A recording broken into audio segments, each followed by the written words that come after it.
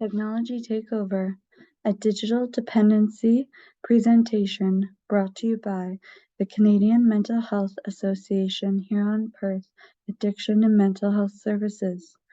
This presentation is brought to you by the Problem Gambling and Behavioral Change Counseling Team. Technology Takeover. Technology use isn't anything new, but how do we know when it becomes a problem, and where do we start when it's time for a change? Born into technology. Adolescents today are commonly referred to as digital natives. This means that they were born into the world of technology, and it's central to their everyday life.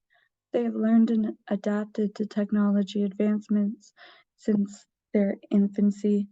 As a result, they think and process information in fundamentally different ways compared to their previous generations. What does it mean to be born into technology?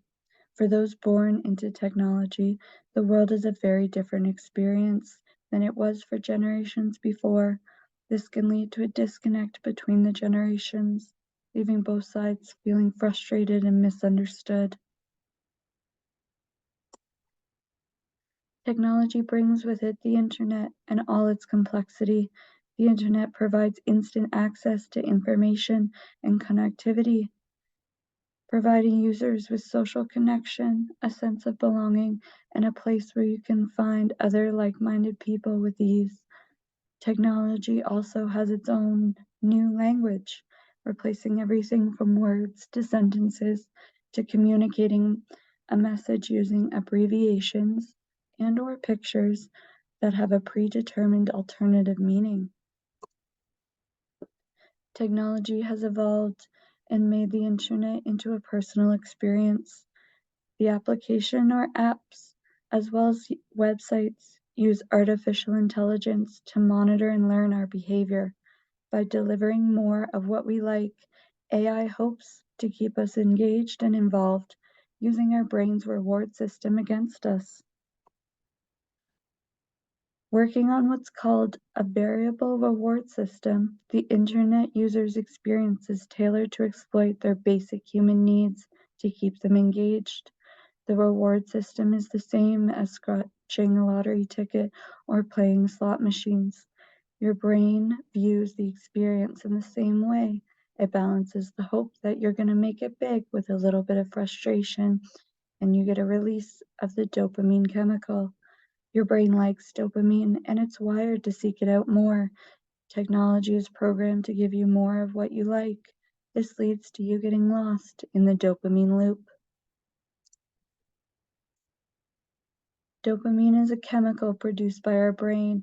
It plays a starring role in motivating our behavior.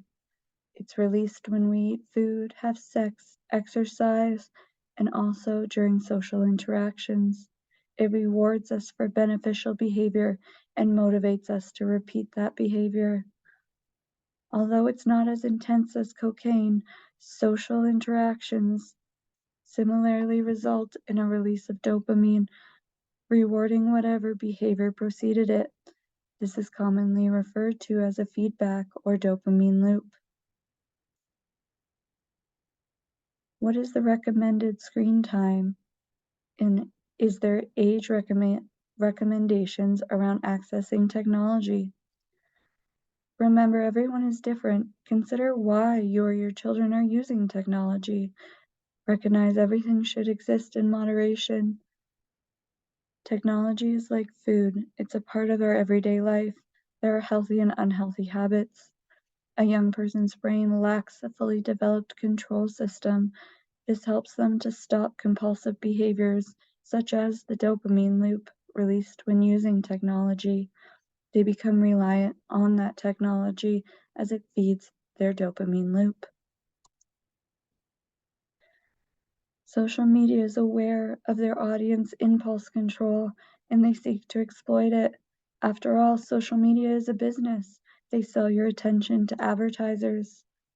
Did you know Instagram's notification algorithms will sometimes withhold your likes on the photos to deliver them later in larger bursts?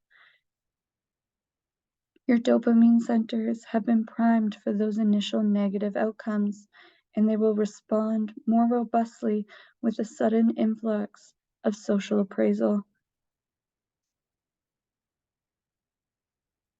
The director of the Center of Media and Child Health at the Boston Children's Hospital, Michael Rich, says, "It's not how long we use our screens that really matter, it's what we're using them for and what happens to our brain in the response.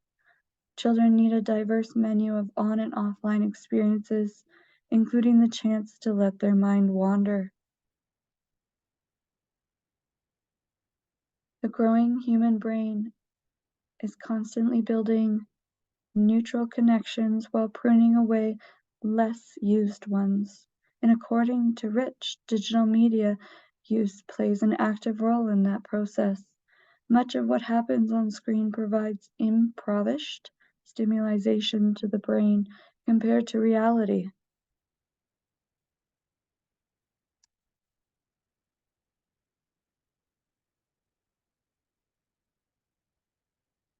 So, this is the deal with virtually any addiction. If it negatively impacts your social life, school life, family life, or other important activities of your life, then it's a problem. People with issues related to the internet use can often experience the following: sad, anxious, or irritability when they're not online. It becomes a dominant activity in their everyday life. There is the need to do it for longer and longer periods of time. An unsuccessful attempt to stop or cut back their time online, it becomes something that they replace other activities or hobbies with. They lie to others about how much they're online, and they go online to escape their negative feelings. Social media, apps, pornography, and online gambling are all connected. The internet also opens up the opportunity for children to explore the world largely unattended. Advertising has shifted its focus to the younger generation through these online platforms. Social media is big business. Talk to your kids about why social media is free. This picture is from an advertising site comparing the number of youth audiences that can be reached on each platform.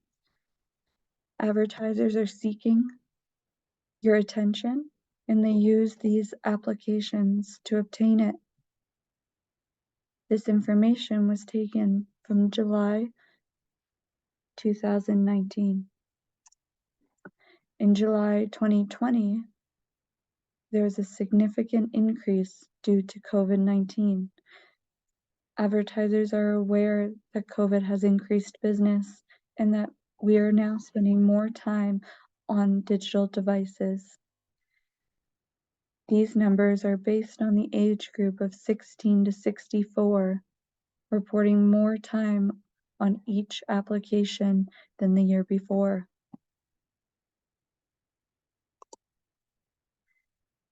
Digital media tips from Dr. Michael Rich. Practice and model the skill of face-to-face interaction with your children. Remember, they were born into a different generation. They do not have the previous experience you had before technology existed. Beware of digital media distractions. Half of all kids and 3/4 of parents feel the other is distracted when talking to each other. Have regular sit-down, screen-free meals with your children. Put down your devices and be present with one another. Avoid blue lights before bedtime. Play games online with your children rather than forbidding them. Help them learn what healthy balance is. And plan time with your children on how to spend their time, focusing on favorite activities and finding the diverse stimulus. Learning together, working together to set limits and stay connected. So what's next? Smartphones and social media apps aren't going anywhere anytime soon. So it's up to us as users to decide how much of our time we want to dedicate to them. But if you want to spend less time on your phone, there are various strategies to achieve success. No one-size approach fits all, so get curious. Ask yourself, what is social media doing for you or for your children? What do you enjoy about it? And how could you get that need met somewhere else to support variety and stimulate your brain? Do you have any questions? Do you or someone you know need additional support?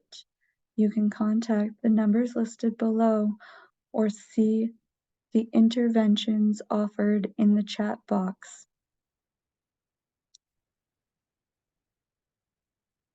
Thank you for attending our digital dependency program. Good night.